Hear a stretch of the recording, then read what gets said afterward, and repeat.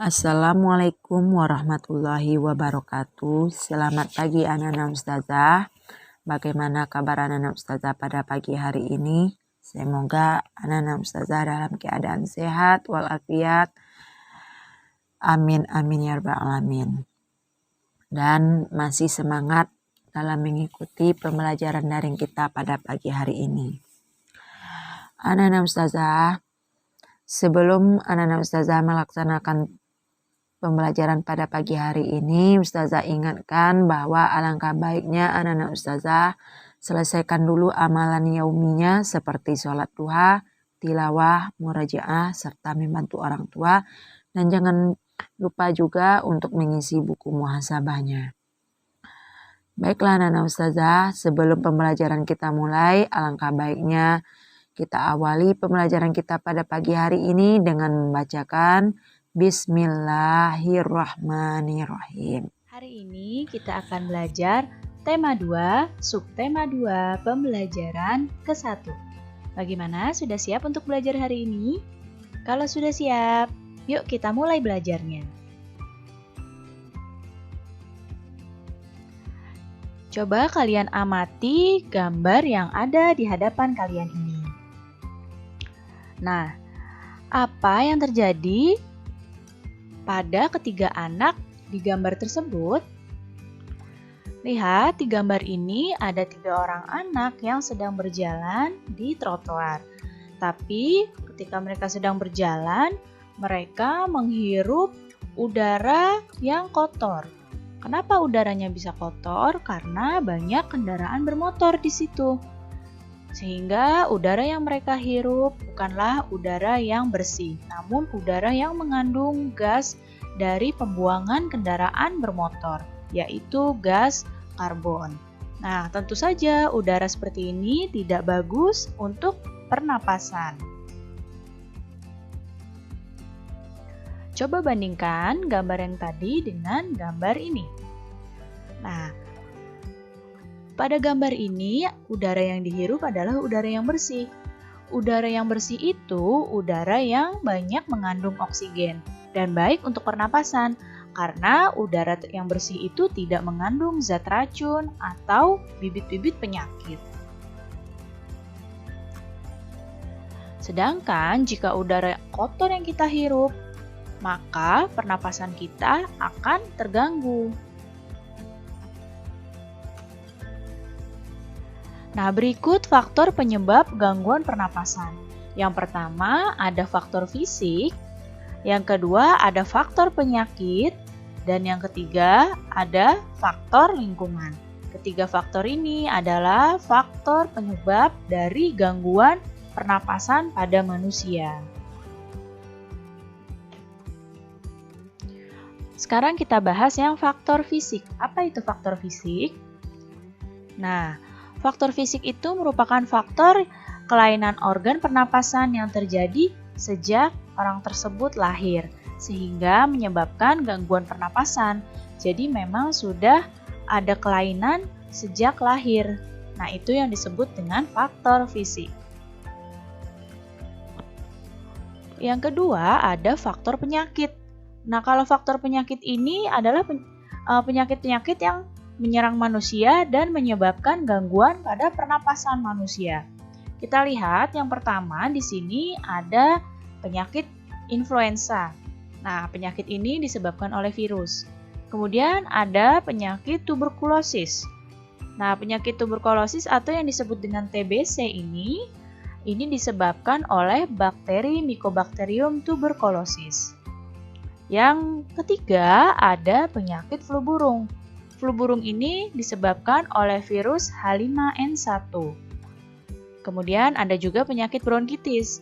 Penyakit bronkitis ini adalah penyakit yang peradangan pada bronkus karena virus. Ada juga penyakit pneumonia, yaitu radang paru-paru yang disebabkan oleh Diplococcus pneumoniae.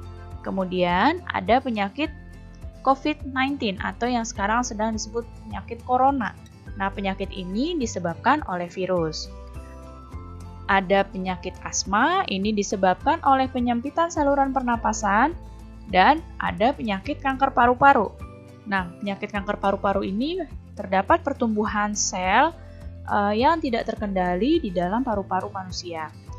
Ini adalah contoh beberapa penyakit yang menyebabkan gangguan pada pernapasan manusia. Ya, dan masih banyak lagi ya contoh penyakit-penyakit yang lain. Selanjutnya ada faktor lingkungan. Nah, faktor lingkungan ini bisa menyebabkan gangguan pada pernapasan. Contohnya asap dari kendaraan, lihat di sini kendaraan yang mengeluarkan asap, kemudian asap dari pabrik, dan juga asap rokok itu dapat mencemari udara. Kalau udara tercemar, menyebabkan ketersediaan oksigen di lingkungan tersebut jadi menipis sehingga kita merasa sesak saat bernapas. Tentu akan lain ya rasanya ketika kita berada di lingkungan yang sangat banyak kendaraan bermotor dengan di lingkungan yang di situ banyak pohon dan sedikit kendaraan.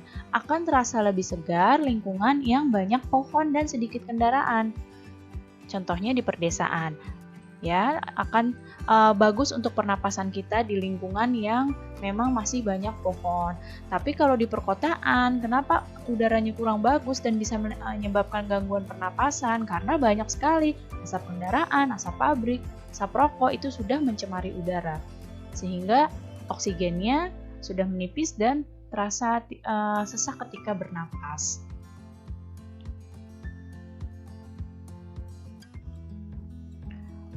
Perhatikan di sini, kakek Husin ini adalah salah satu pengidap asma. Jika udara sedang dingin, beliau akan kesulitan bernapas. Kakek Husin biasanya segera menyemprotkan obat ke dalam tenggorokannya agar dapat kembali bernapas dengan lega. Organ pernapasan manusia itu dapat terserang penyakit. Salah satunya asma seperti tadi. Terdapat beberapa penyebab penyakit yang berasal dari dalam tubuh maupun dari luar tubuh manusia. Yang pertama adalah asma. Asma adalah penyumbatan saluran pernapasan yang disebabkan oleh alergi seperti debu, udara dingin, rambut, bulu, atau bisa juga karena kelelahan. Asma ini gejalanya dadanya terasa sesak, batuk, napas terasa berat, dan napasnya berbunyi. Pengobatan untuk asma dapat dilakukan dengan memberikan inhaler. Jadi, inhaler itu merupakan alat untuk memasukkan obat ke dalam saluran pernapasan secara langsung dengan dihisap melalui mulut. Nah, perhatikan di gambar di sini, ini adalah saluran napas yang normal. Sedangkan yang asma seperti ini. Lihat di sini ya, ini ada penyumbatan di saluran pernapasannya seperti ini. Makanya penderita asma napasnya akan terasa sesak jika sedang kambuh. Inhaler itu seperti apa? Inhaler bentuknya seperti ini, seperti yang tadi dipakai oleh kakek Husin untuk menyemprotkan obatnya. Supaya obatnya ini bisa dihisap langsung masuk ke mulut dan tenggorokannya, ke saluran napasnya. Yang selanjutnya adalah flu. Flu ini adalah gangguan pernapasan yang disebabkan oleh virus.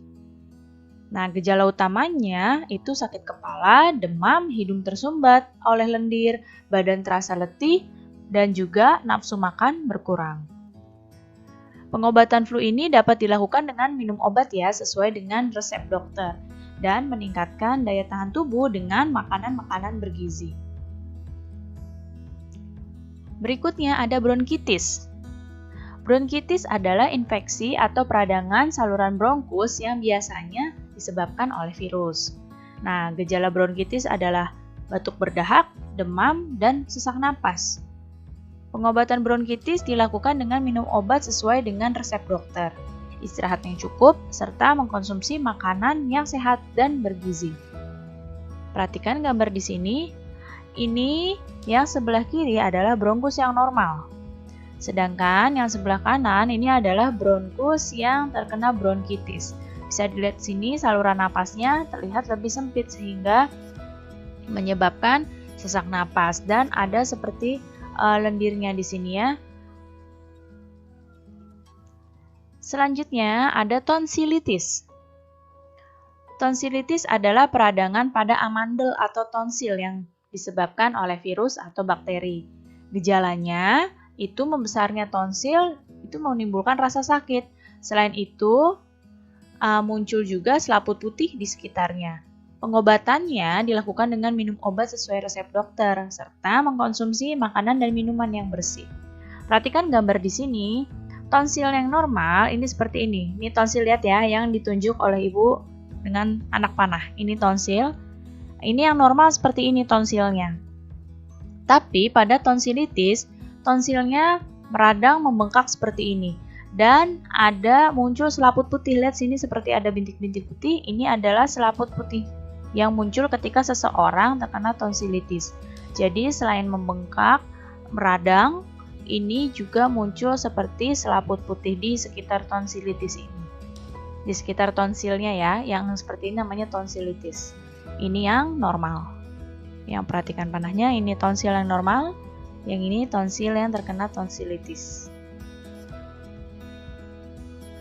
Berikutnya pneumonia. Pneumonia adalah peradangan pada bronkiolus dan alveolus karena bakteri Streptococcus pneumoniae. Bisa juga karena virus atau jamur. Gejalanya batuk dengan dahak yang berdarah, sesak napas, nyeri dada, dan demam tinggi. Pengobatan pneumonia dilakukan dengan minum obat sesuai dengan resep dokter. Perhatikan di sini, ini adalah alveolus yang normal. Seperti ini, alveolus yang normal tidak hanya berisi udara saja, tapi pada alveolus yang terkena pneumonia, di sini ada seperti cairan di dalam alveolusnya. Nah, sekarang kita akan masuk tentang mencari informasi dari teks. Sebuah teks itu mengandung beragam informasi ya, dan untuk mendapatkan informasi penting, kita juga dapat membuat pengelompokan untuk setiap pertanyaan. Nah, di sini ada kata tanya untuk mendapatkan informasi. Yang pertama, ini ada kata tanya apa? Itu untuk menunjukkan penjelasan mengenai suatu hal atau benda. Kemudian, kata tanya di mana? Ini menunjukkan penjelasan tempat. Kata tanya kapan? Ini untuk menunjukkan penjelasan waktu. Kata tanya siapa? Ini menunjukkan nama orang, jabatan, pekerjaan. Kemudian, kata tanya mengapa? Ini menunjukkan alasan atau sebab dalam suatu cerita. Kata tanya bagaimana? Ini menunjukkan keterangan cara atau proses atau penjelasan dari ciri-ciri. Dan kata tanya berapa, ini menunjukkan jumlah atau banyaknya benda. Kata tanya ini dapat kita gunakan untuk mendapatkan informasi dari teks yang kita baca. Coba sekarang di sini ada sebuah teks yang berjudul Pernapasan Ikan. Nah, dibaca dulu teksnya di sini. Ikan merupakan salah satu hewan yang hidup di air. Ikan bernapas menggunakan insang. Pada pernapasan ikan, mula-mula insang dalam keadaan tertutup. Air yang mengandung oksigen akan masuk melalui mulut ikan. Lalu mulut ikan tertutup dan air akan mengalir ke bagian insang yang terbuka. Di dalam insang inilah terjadi pertukaran oksigen dengan karbon dioksida. Nah, sekarang yuk kita dapatkan informasi dari teks ini. Dengan mengajukan pertanyaan di sini, Ibu buatkan tabel. Perhatikan ya, panahnya dari pertama nih. Kita yang pertama menggunakan kata tanya apa. Kita buat pertanyaan dan jawaban sendiri. Di sini kata tanya apa? Pertanyaannya, apa alat pernapasan ikan? Nah, di sini ada ya. Jawabannya, alat pernapasan ikan adalah insang. Kemudian kata tanya yang kedua, di sini kita pakai di mana? Pertanyaannya berdasarkan teks, di mana tempat hidup ikan? Nah, di teks ada jawabannya, ikan hidup di air. Kemudian pertanyaan yang ketiga ini masih menggunakan kata tanya di mana dan berkaitan dengan teks. Di sini, di mana terjadinya pertukaran oksigen dan karbon dioksida pada ikan? Nah, jawabannya yang ada pada teks, terjadinya pertukaran oksigen dan karbon dioksida pada ikan adalah di insang. Kata tanya yang selanjutnya adalah bagaimana. Kita lihat di teks, kita buat pertanyaan sesuai teks. Bagaimana proses masuknya oksigen pada ikan? Nah, jawabannya di teks ada Di sini mula-mula air masuk melalui mulut ikan, lalu mulut ikan tertutup dan air akan mengalir ke bagian insang yang terbuka. Dan kata tanya kapan? Kita pakai kata tanya kapan.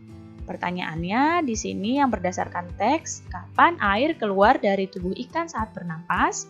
Jawabannya, ketika mulut ikan tertutup, air mengalir ke bagian insang yang terbuka. Nah, sekarang coba perhatikan di hadapan kalian. Di sini ada gambar beberapa tarian daerah di Indonesia. Ya, ini ada gambar beberapa tarian daerah di Indonesia. Nah, hampir semua tarian Nusantara itu menggunakan properti. Apa sih properti itu? Properti tari adalah segala kelengkapan dan peralatan yang digunakan ketika pertunjukan tari. Jadi saat pertunjukan tari, kalau ada kelengkapan dan peralatan yang digunakan, itu namanya properti. Nah, properti tari merupakan salah satu unsur pelengkap dalam sebuah tarian, supaya tariannya terlihat lebih indah. Apa sih fungsinya properti tari? Yang pertama, penari dapat menyampaikan ide dan makna gerakan tarian agar lebih mudah dipahami oleh penonton. Yang kedua, fungsinya properti tari adalah pelengkap busana tarian. Yang ketiga, fungsinya properti tari itu menghidupkan karakter tokoh yang dibawakan oleh penari tersebut. Dan yang keempat, menambah keindahan dalam tarian. Ini adalah jenis properti tari. Ada properti jenis senjata dan ada properti jenis lainnya. Properti jenis senjata itu seperti pedang, keris, tombak, rencong, busur, anak panah, dan sebagainya. Tentu saja senjata yang digunakan sebagai properti tari itu bukan senjata sungguhan, tapi hanya senjata rekayasa. Ya, jadi bukan senjata sungguhan, hanya senjata yang digunakan sebagai properti untuk memperindah tarian-tarian tersebut. Dan kemudian ada properti jenis lainnya, seperti contohnya topeng, piring, selendang, payung, lilin, tongkat, dan sebagainya. Nah, perhatikan gambar di sini. Ini ada beberapa tarian. Ini ada tari topeng. Perhatikan di sini propertinya. Lihat anak panahnya ya. Ini propertinya adalah topeng. Di sini propertinya ada topeng dan juga ada selendang. Kemudian ini ada tari gambyong. Tari gambyong ini propertinya adalah selendang. Jadi untuk memperindah tariannya itu menggunakan selendang. Dan di sini ada tari piring. Tari piring propertinya adalah piring-piring ini yang digunakan oleh penari. Baik, cukup sekian ya penjelasan Ibu pada pertemuan ini. Mudah-mudahan kalian dapat paham dan mengerti. Terima kasih anak-anak semua. Sampai jumpa lagi. Wassalamualaikum warahmatullahi wabarakatuh.